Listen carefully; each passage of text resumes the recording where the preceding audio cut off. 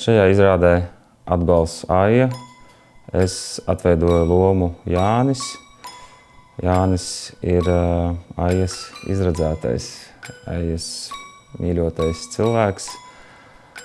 Un viņi izdzīvo šo vārdu visā šī spektra ietvaros.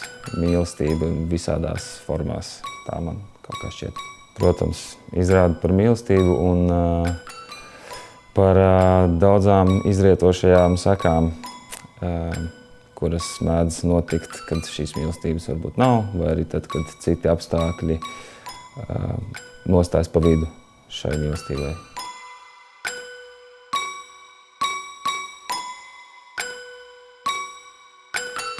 Es ar Jaunsudrabiņu Aju esmu piedzīvojis tādas trīs fāzes, varētu teikt. Pirmoreiz es Aju izlasīju vidusskolā, un man ļoti patika. Tā bija viena no pirmajām grāmatām, kuru es izlasīju pāris vakaros, un es biju pats par sevi pārsteigts. Lai gan, kā man šķiet šobrīd, es droši vien daudz ko nesapratu no tā, kas tur bija rakstīts, bet tomēr viņa kaut kā sagrāba. Tad otrā fāze bija, kad es pārlasīju šo romānu, pirms mēs sākām taisīt, gatavot šo izrādi. Un arī tagad man šī grāmata ļoti patika, bet tagad iestudējumam tuvoties beigām, arī man tagad liekas, ka arī tad es viņu nebiju varbūt līdz galam sapratis. Jo daudzas lietas es varbūt neredzēju tā, kā to redz Aija, jo, man liekas, katrs lasītājs piedzīvo šo stāstu caur Jāņa acīm, un tas ir diezgan vienpusējs stāsts. Un, ja mūsu izrādē mēs mēģināsim vairāk paskatīties ar Aijas acīm uz šo stāstu un mēģināt kaut kā izlīdzināt un šos svaru kausus un parādīt cilvēcību abos divos. Vidusskolā, kad es viņu lasīju, man ierāva iespējams tā smalkā vardarbība, kas tur tā labi ielikt iekšā, jo grozies kā gribi, cilvēkiem patīk redzēt vardarbību un redzēt ļaunas lietas, bet tas ir tāds ļoti virspusējs slānis. Un varbūt tas ir kā skatīties tur, nezinu, Dakpunktā vai Kriminālo kroniku, un varbūt tas ir tas, kas man tajā laikā ierāva. Tad tagad otrais lasot, man tieši tas attiecību dziļums un tas smalkais raksts, kādā ir izveidoti šie abi divi cilvēki un tas, kā viņi domā un cik niansēti un kur to redzi, to viņu rīcību vai viņu domu cēloni, un tu viņu īpaši neapšaubi, bet tu viņu pieņem, tu spēj to saprast un pieņemt.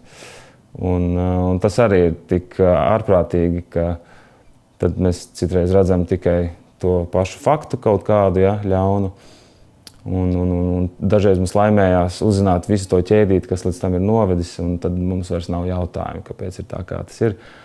Un patiesībā tā jau kaut kādā veidā mēs visi esam līdzatbildīgi, jo mēs katrs pieliekam savu procentu tajā, kā pasaule griežas.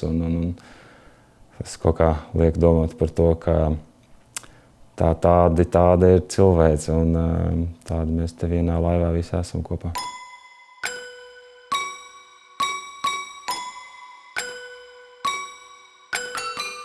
Tā misija ir pirmkārt izglābt nelaimē nonākušu sievieti ar 3 bērniem un izglābt arī sevi. Jo līdz viņš satiek Aju, manuprāt, viņš ir tuvu tam, lai aizietu no dzīves, jo nekas viņu vairs nespēja iedarbināt un iekustināt. Tātad izglābt sevi, izglābt Aju, un ne tikai izglābt, bet pārspēt visas ekspektācijas, pārspēt visu citu cilvēku nosodījumu un pierādīt viņiem, ka nekā jums taisnība nebija. Es esmu tieši tik varants. Viņš ir tādā jau tur uz robežas, ka viņš jūtās tāds topošais Rainis. Sākotnēji es ļoti pretējos tai Jāņa būtībai, un man šķita, ka man daudz vieglāk būtu Aju nospēlēt, jo es kaut kā jūtu radniecību viņai. Bet laikam ejot, man šķiet, ka tas, kāda ir Aija, ir tas cilvēks, kāds es gribētu vairāk būt, bet realitātē esmu vairāk Jānis. Un tā pretošanās ir, sākotnēji man likās, tāpēc, ka es tāds neesmu, tāpēc man ir grūti šo nospēlēt, bet patiesībā es vienkārši, man šķiet, sargāju savas kaut kādas šķautnes, kuras man pašam nepatīk. Pieņemsim, kaut kāda nespēšanās uzņemties atbildību vai tur lietu nosaukšanu īstajos vārdos vai uzņemties vienkārši kaut kādu iniciatīvu, nedzīvot kaut kādās ilūzijās citreiz. Un tas viss Jāni ir, un tas vienkārši ir tik brutāli atklāti, ka es pat atceros, bija kaut kāds mēģinājums, kur Egnārs saka, vai tad jūs neesat tā jutušies, neatceros vairs par kādu situāciju, vai tad jūs tā neesat jutušies. Un es tā teicu, protams, ka es zinu šo sajūtu, bet es sargāju sevi. Es nevēlos to tagad rādīt, kā es jūtos šajā situācijā, kurā ir šobrīd Jānis.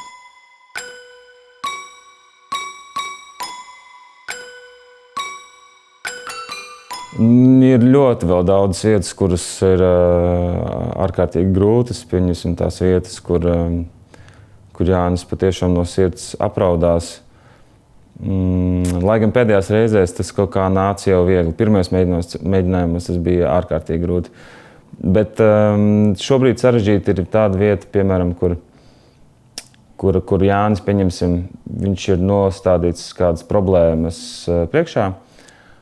Un viņš patiesi no visas sirds jūt žēlsirdību, un viņam tā kā tiešām ir žēl, bet viņš neko nedara ar to. Un man patīk, tad Regnāra salīdzinājums bija tā kā, ka tas ir kā bagāts onkulis, kurš iet pa nabadzīgu rajonu, un tur viņš redz lūdzošu bērniņa roku, un viņš iebāž roku kabatā, un izvelk lakatiņu, lai noslaucītu asaru un aiziet tālāk, nevis to monētu iedod.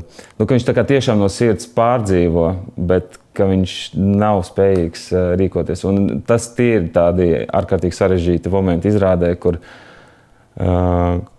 tev ir tas jājūt, un tomēr tev ir kaut kāds bezspēks tajā situācijā.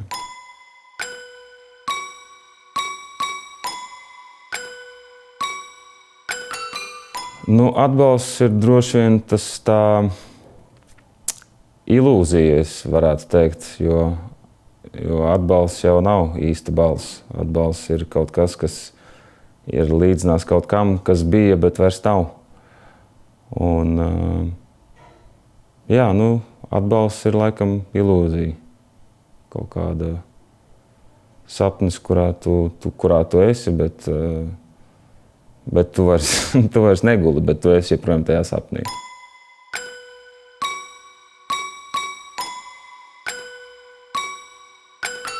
Izrāde Atbalsts Aija ir stāsts par 2 cilvēku ilūzijām.